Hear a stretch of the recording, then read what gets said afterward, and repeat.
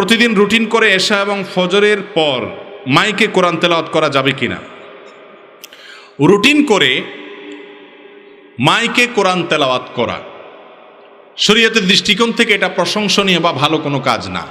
অনেক কাজকে আমরা খুব ভালো কাজ মনে করি, কিন্তু ইসলামের দৃষ্টিতে সেটা ভালো কাজ না। যেমন এই যে আপনি মাইক লাগিয়ে, আমাদের দেশে অনেক সময় দেখবেন সবিনা খতম পড়ে, আছে না নাই? মাইক লাগায়া সারা রাত সারাদিন হাফেজ সাহেবরা কোরআন তেলাওয়াত করে সবাইকে শোনায়। কোরআন তেলাওয়াত আপনি করলে সওয়াব পাবেন, অন্যকে শুনাইলেও সওয়াব পাবেন, কিন্তু জোর করে কাউকে যদি শুনাইতে যান তাহলে সওয়াবের পরিবর্তে গুনাহ হবে। আমি কি বুঝাইতে পারছি? কোরআন তেলাওয়াত করা সওয়াবের কাজ, কাউকে কেউ শুনতে চাইছেন তাকে শুনাইছেন সেটাও সওয়াবের কাজ, কিন্তু আপনি মাইক লাগাইয়া জবরদস্তি কোরআন তেলাওয়াত শুনাইতেছেন সেটা কিন্তু সওয়াবের কাজ না। এই মাহফিল সম্পর্কে আমরা সব জায়গায় বলি, গভীর রাত পর্যন্ত এই যে মাহফিল করছি আমরা, এটা সুন্নাহ সম্মত কোনো কাজ না, এটা নবী করিম সাল্লাল্লাহু আলাইহি ওয়াসাল্লামের আদর্শ না।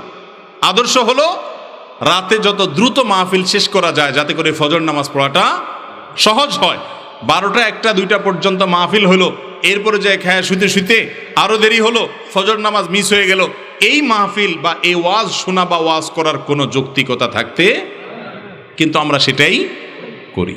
আল্লাহ আমাদেরকে হেদায়েত দান করুন। নবী করিম সাল্লাল্লাহু আলাইহি ওয়াসাল্লামের মসজিদে নববীতে একবার এক লোক জোরে কোরআন তেলাওয়াত করছে।